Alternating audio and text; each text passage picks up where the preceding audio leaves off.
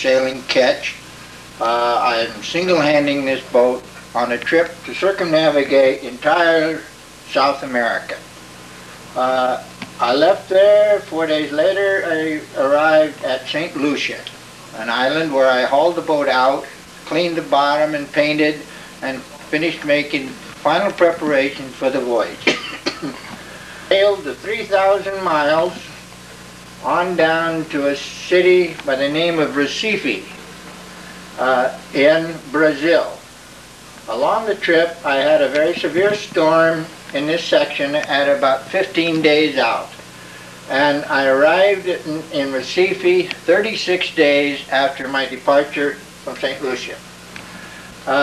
St. Lucia, we had a city of Orlando, which is quite one of the oldest cities of all of South America, supposedly the second oldest city in South America. And it was there are huge monasteries and ancient things of the religious sect that came from Europe, and they all settled in that area. Recife is a nice commercial city of quite a large population with very old European type churches and buildings. And from there I sailed south to Salvador. Salvador is a huge bay with many rivers and islands and places to go, and is supposedly the oldest city in all of South America. From Salvador, I sailed south down the coast, lobster diving on a reef just offshore, which was an abundance of reef. I was able to get more than 2 lobsters in each dive just by free diving in 15 feet of water. And from Corvallis on down to the city of Victoria, where I met and spent about 2 weeks' time in a very lovely place, small harbor with lots of good swimming beaches and lots of parties. It was a real party place. I went on down from there to a little place here called Buzios, which is a place that people from Rio de Janeiro go to vacation. It's a very happy place. Everybody is real bohemian or hippie type, and doing all kinds of artwork and this type. I sailed around the corner to a place called Cabo Frio. And it's justly named because as you come down the coast, you immediately come into a different weather current that is appearing on the sea out here, and all of a sudden the weather drops from a full tropical to semi-tropical area. And from there I sailed on in to Rio de Janeiro, where I spent a great deal of time at the place called Marina de Gloria, which is right downtown in Rio de Janeiro, and with trips over to the mountain, which has the tram cars going up to where you can oversee the entire bay. Rio de Janeiro Bay is approximately the same size as San Francisco Bay, to give you an order of magnitude. I spent Christmas down just 50 miles south in a place called Isla Grande, where I had friends, and we sailed all around in that area. It's very majestic, very beautiful, and very tropical, semi-tropical, with good swimming, lovely beaches, and lots of summer homes and that from the people from Rio de Janeiro go down there and spend their weekends and holidays. After leaving there, I sailed on down and into a place, Florianopolis, which was about 400 miles south, and you go in behind some islands, and there's quite lovely diving areas are all brought out to the coast here for the tourists.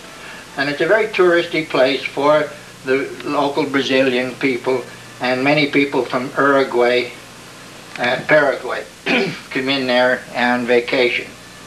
From there I sailed on down around in and up the Rio Plata into Buenos Aires, and I made that section of the voyage there and flew back to San Francisco and to St. Croix, where I went back to see the demolition from the Hurricane Hugo and the damage it had done up there.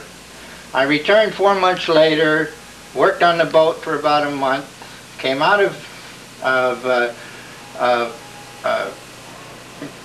Buenos Aires, went over to Colonia and Montevideo in Uruguay. Montevideo is where the wreck of the Graf Spee, the huge, not the Graf Spee, is it? Wait a minute. I then proceeded on down to a city called Mar del Plata. Now, Mar del Plata is the most southern actual city of any magnitude for the entire south of South America, southern section of South America, and is still in the warm climate. It's a lovely place to go to see whales, to see the harbor is loaded with sea elephants and all types of marine life, and it's a very lovely place, and a nice little yacht club, which is also an extension of the yacht club at Mar del Plata, and the extension of the same yacht club here. There is a tremendous amount of sailboat racing competition in this area.